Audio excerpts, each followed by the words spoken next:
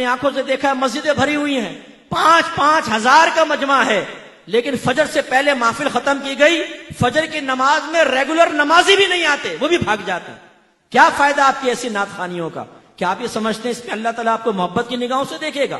سرکار آپ سے راضی ہوں گے؟ نہیں، ہم قابل گرفت ہوں گے۔ یہ زیادہ سے زیادہ مستحب ہے، بیٹھے بیٹھے نہ بیٹھے نعت خوانی میں، کوئی فرض یا واجب نہیں ہے، لیکن نماز پڑھنا فرض، جماعت اختیار کرنا واجب۔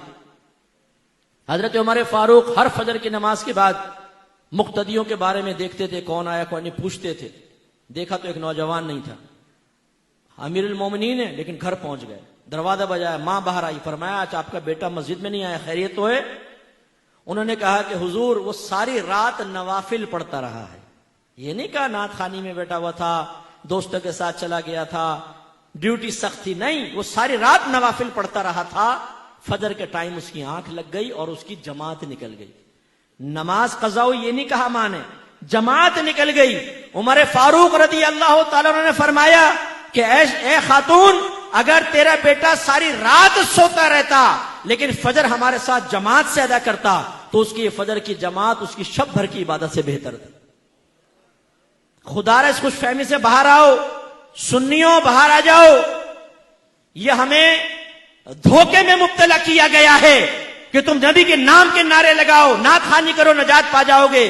کوئی ایسے سٹینڈرڈ شریعت نے نہیں دیا، اطاعت رسول ہے۔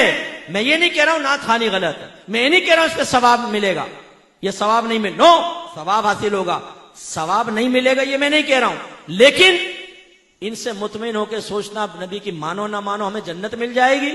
میدان معاشر میں پہنچیں گے تو فرشتے آئیں گے، حضور ٹنڈن سنی صاحب آپ یہاں کھڑے، جنت تو آپ کا انتظار کر رہی ہے، اور یہ مٹکتا ہوا جھومتا ہوا سیدھا جنت میں چلے جائے گا۔ مفتی صاحب لائن میں لگے ہوئے ہیں، یہ پپو نکل جائے گا وہاں پہ، کیونکہ ہر رات یہ نعت خوانیوں میں بیٹھا کرتا تھا۔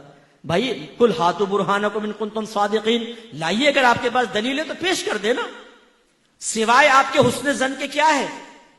آپ کہیں گے جی ہمارا حسن زن ہے، اللہ کرم فرمائے گا۔ آپ کے حسن زن کی طرح تو کافر بھی حسن زن رکھتا ہے۔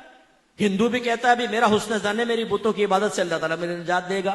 کرسچن بھی یہ کہتا ہے عیسیٰ علیہ السلام کو میں اللہ کا بیٹا مانتا ہوں، اللہ مجھے نجات دے گا۔ حسن زن پر فیصلہ نہیں ہوتا، ورنہ تو ہر ایک حق کہلائے، دلیل پر فیصلہ ہوتا ہے۔ آپ مجھے دلیل دیجئے کہ آپ نماز نہ پڑھیں، آپ جھوٹ بولیں، آپ غیبتیں کریں، آپ لڑکیوں کے پیچھے بھاگیں، آپ فحاشی کریں، آپ گندی گالیاں بکیں، آپ ہیروئن پئیں، آپ سگریٹیں پئیں، آپ نشہ کریں، آپ ماں باپ کی آنکھوں میں آنکھیں ڈال کر بدتمیزیاں کر کے ان کو ان کی کمزوریوں کا احساس دلائیں، اور صرف نعت خوانی میں بیٹھے آپ کو نجات مل جائے گی۔ لائیے دلیل، اس پہ پیش کیجئے۔ میں یہی بیٹھا ہوں، لاؤ دلیل لے کر آؤ یہاں پر کہ آپ کا جلوس نکالنا آپ کو نجات دے دے گا، لائٹنگ کرنا آپ کو نجات دے دے گا۔ غلط!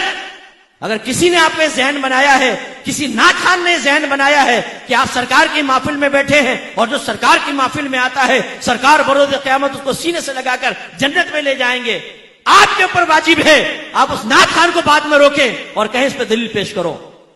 ٹھیک ہے ہم تمہاری بات مانتے ہیں، نہیں مانتے مفتی صاحب کی بات، وہ ڈانٹ کے چلے گئے، سخت لہجے میں گفتگو کی، تم نے بڑی پیاری بات کہی، لاؤ دلیل دو۔ جب تک نعت خوان دلیل نہ دے بند کر لینا اس کو گھر کے کمرے میں، بولنا کہ نہیں جانے دیں گے۔ تم نے کیسے دھوکے میں مبتلا کیا، تم نے ہمیں نمازوں سے دور کر دیا، تم نے تقوی سے دور کر دیا، حرام کھا کھا کر نعت خوانیوں میں آ کر بیٹھ کر ہم سمجھتے نجات ہو جائے گی۔